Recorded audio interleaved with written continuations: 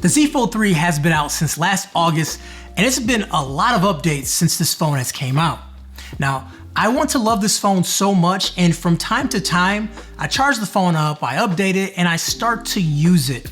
Now there was, and maybe is, some challenges for me converting to this phone on a full-time basis. But let's see if these new updates has changed anything. And is this phone still worth picking up at its current price? Now before we get too far in the video, make sure you hit the links down below if interested in picking up this phone or any other Samsung device you may have.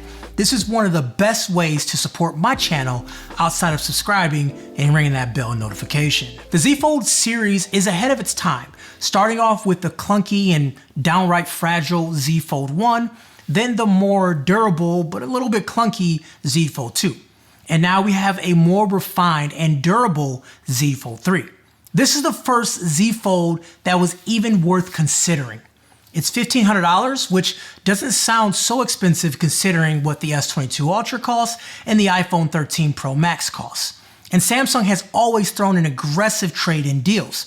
So now, price-wise, is much more accessible and is much more durable. And a lot of updates were pushed out to fix the problems I had previously. So I guess the next question is it still worth it? So let's take a quick look around the Z Fold 3. Now up front, there is a 6.2-inch 120Hz cover display, which serves as your quick access display. Now you won't be watching many videos from here or doing anything major, but I see it as a quick text, scrolling through emails or social media, checking notifications, things that are more one-handed friendly.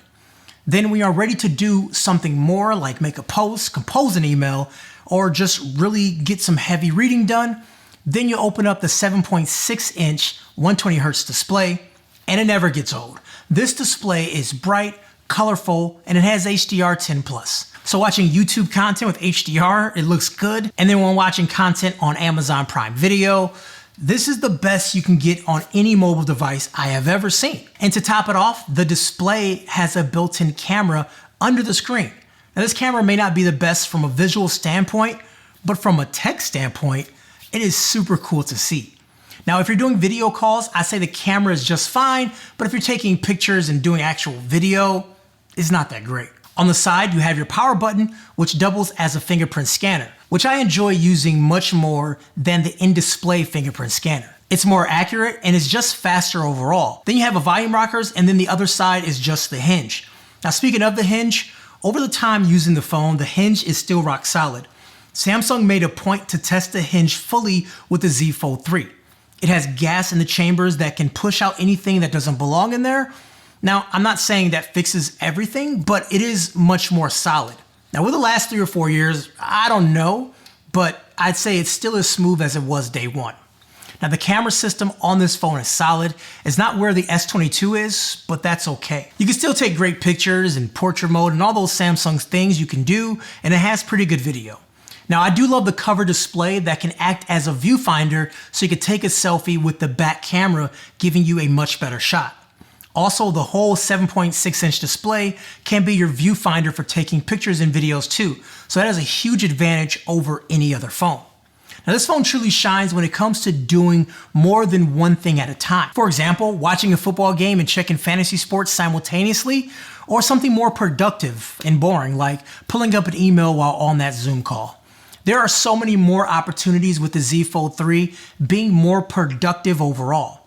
It does have DeX as well, which lets you plug it into a computer and allows you to access your phone on your computer. So you can look at your files, send text, run apps, all from your computer, which makes this device like a Swiss Army knife, if you will. But when you're done getting stuff done, this phone is great for gaming too. With the inclusion of Game Pass, you can play Xbox on here, you get stereo speakers, plus you have an Xbox controller and you have a mobile gaming station. Now, of course, if you don't want to do Game Pass, Android has a lot of other games too that works really great. So yeah, for gaming, this is dope. I said a lot of glowing stuff, but let's come back to reality a little bit. There are a few things that I wish Samsung would refine next time around when we're talking about the Z Fold 4. The cover display for me is a bit too narrow. It makes it hard for me to type or send a text message, and For me, trying to use the cover display to do any type of typing becomes so cumbersome that I end up opening up the phone in the first place, and that sort of ruins the point of the cover display. Now, some apps do not scale properly, although Samsung has made efforts in this department. I know it's an app problem, but at the end of the day, it's the users who suffer, and the consumer doesn't know the difference, nor should they care. They just say, hey, my apps don't look great on this bigger display. Now, there has been plenty of updates with this phone to make it better, like making the camera more stable, better battery drain, and application scaling. And also more smoothness between switching between both displays with applications. I said the Z Fold 3 has gotten better because of that. I can now easily get a full day of usage on this phone. I find that software is very stable to almost no crashing or weirdness that happened when I first reviewed the phone. Overall, this phone has gotten better, and I recommend this phone today. The Z Fold 3 is so much better than the Z Fold 2 that I don't see it making that same significant jump to the Z Fold 4. But no major advances has occurred in mobile that can make this phone that much better.